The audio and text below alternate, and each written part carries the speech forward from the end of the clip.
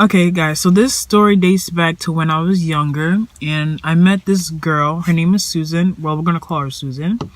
I met Susan when I was in second grade, and Susan was probably in eighth grade and up at the time, probably high school. I don't remember, but she was way older than me. Like I said, I was in second grade when I met her, so I was probably about 8 at the time, I think, if I remember.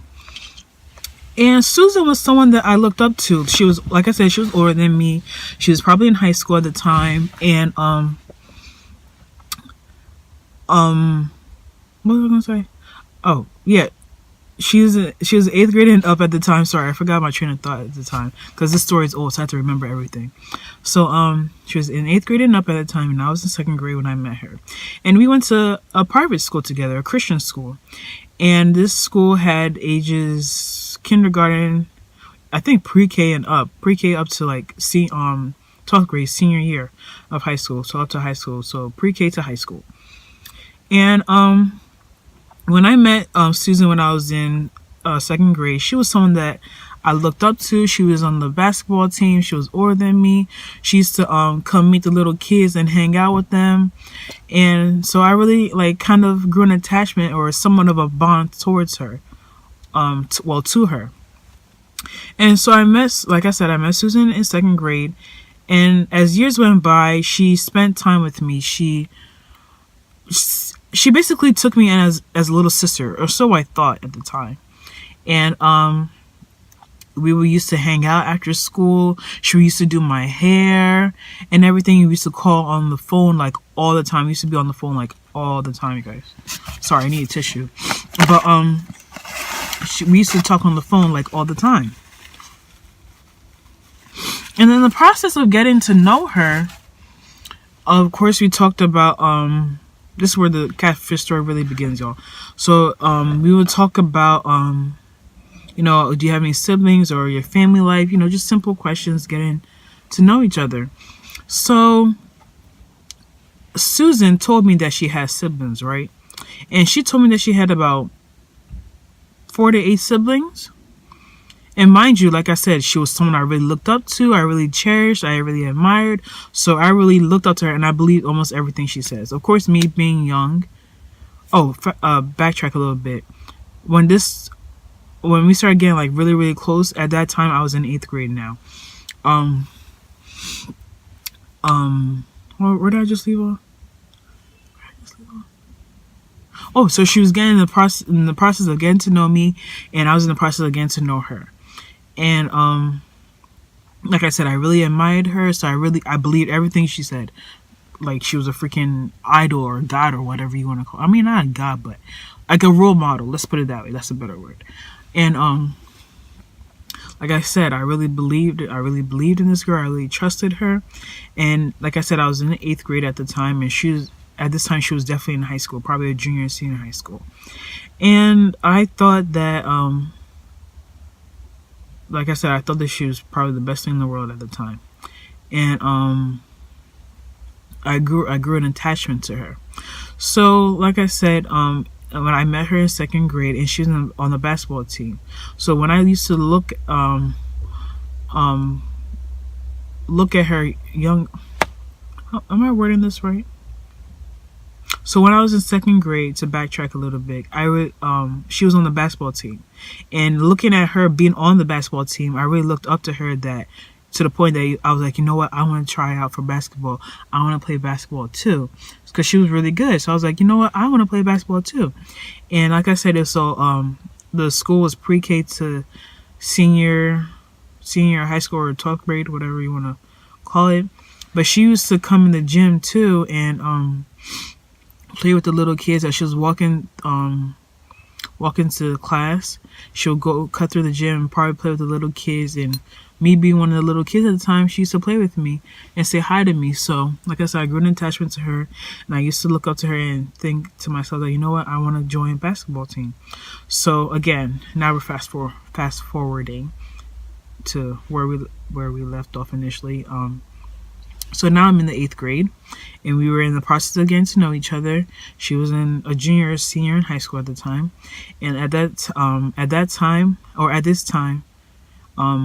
this point, whichever word you want to use, I had decided to join the basketball team, and she was still on the basketball team. She was on varsity and I was on junior varsity. And again, I looked up to her, so with her being on the basketball team, I was all for it. I was so excited. And with her being on the basketball team, we were able to hang out more, hang out after basketball games, or go on the road when you have away games. I'll probably sit next to her sometimes, and sometimes she'll buy me food, and like I said, she used to do my hair, and then on top of that, we had practice together. So the attachment grew more and more to her. And like I said, she was really someone I looked up to and things like that. So not only that, but like I said, she had told me about her family, right? And mind you, she claimed that she had 4 to 8 siblings. And during this time, I had just made a Facebook for the first time. And of course, her being my friend or someone I looked up to, I'm really emphasizing that for a reason that I looked up to her, but we'll get to that in a minute. Of course, her being my friend, I ended up friending her on Facebook because I know her. You friend people that you know on Facebook. Well, at the time, but now people just friend anybody on Facebook. But she was my friend on Facebook. And because I didn't have a cell phone, I would communicate with her through Messenger on Facebook. And she would message me. We'll talk there, either there or we would end up talking on the phone. All right?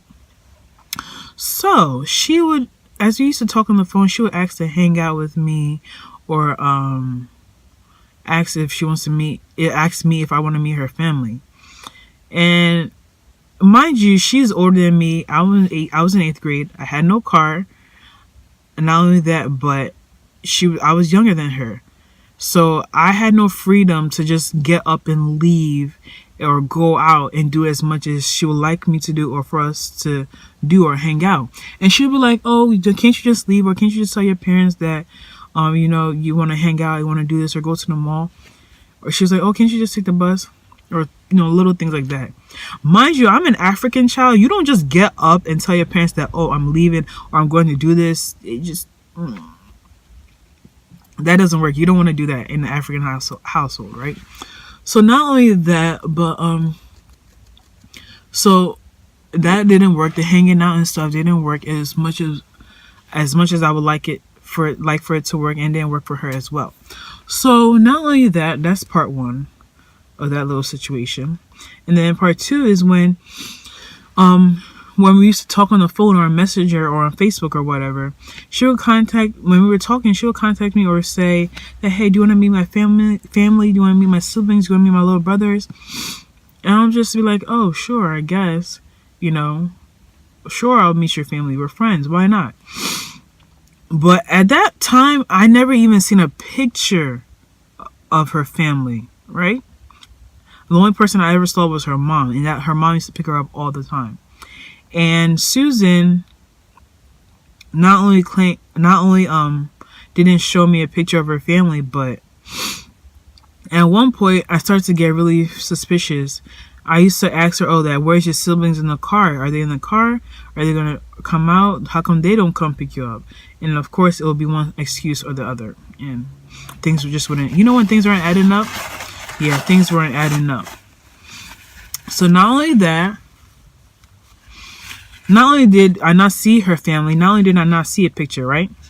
But also, she would pretend to be her siblings online. And this is the part where I'm getting catfished. She would not only pretend to be her siblings online, right? But she also pretended that one of her brothers had interest in me. It's one thing to play games online, but she took it to the point that she would pretend to be her brother and write letters to me and bring it to school, pretending to have interest in me. So not only did she lie online, pretending to be someone else. Number 2, she always had an excuse or another. Number 3, there was no pictures of her siblings anywhere, even on Facebook. Okay? Number 4, she's writing letters pretending to be her brother, having interest in me. And it got to a point that I was like, you know what? I know your handwriting, so you can't sit here and lie. I can obviously see that it's you. So this is when I knew I was being catfished. I knew I was being played. Because when she was pretending to be her brother, she was like really pretending that we had a full out relationship and whatnot. When she was writing these letters. Not only that, on the phone, y'all, on the phone, she would pretend. She would like change her voice and everything and pretend to be someone else. And of course, me being in 8th grade, I just felt, sometimes I really just felt for it. And I was like, oh, this is real. Okay. Not only that, but this is the part where I found I got catfish, right? One day we were in school and I get a call to the principal's office, and I'm just like, what did I do? Anyways, I didn't really care at that point. I just ended up going to the principal's office. So I ended up going to the principal's office, and my principal talks to me and was like, look, whatever money you owe Susan, just make sure you give it to her. And why is she taking you to court and all this other stuff? And I was like, taking me to court? And I was like, oh, money. Mind you, the money that he said I owed was like $500. Where is an 8th grader going to find $500 from? With no job. Mind you, I was in 8th grade, y'all. $500. Where am I going to find $500 from? So I'm just asking him, as he's asking me questions and talking to me, I'm asking him questions. I'm like, I don't know what you're talking about. Wait, where did you get this from? So our principal ends up pulling out a letter and showing me all the stuff that Susan said about me dating her brother, about me going to court and owing her $500, about Susan wanting to call the cops on me and tell my parents and whatnot. What does an 8th grader know about court or $500? That was just it for me. At that point, I was like, yo, this girl is a habitual liar. That's what she is. And that's how I found out she got catfished. And at that time, my principal called Susan down to the office and was like, yo, are you lying? And then she was like, no. But you could see on her face that something was wrong and that she was lying and that something wasn't right. Not only that, she had lied to my principal and got him involved, saying, because in the letter she wrote that, oh, I'll tell the principal, Mr. Smith, that, oh, you owe me $500 and I'm taking you to court and this, that, and the third. And so things got resolved there in the office.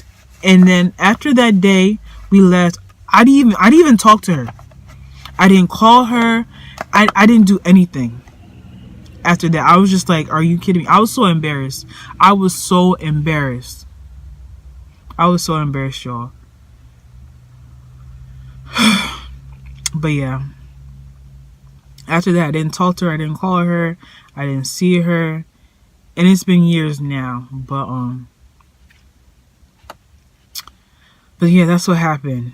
And the funny thing that even though it's been years, anytime she will see me, because I'm from Delaware, and Delaware's a really small place. You can't miss, and everybody knows everybody. You can't miss anybody. So the funny thing is, like, let's say I go to a grocery store or I see her and stuff, she will still pretend till this day that she has siblings, or that one of her brothers have interest in me.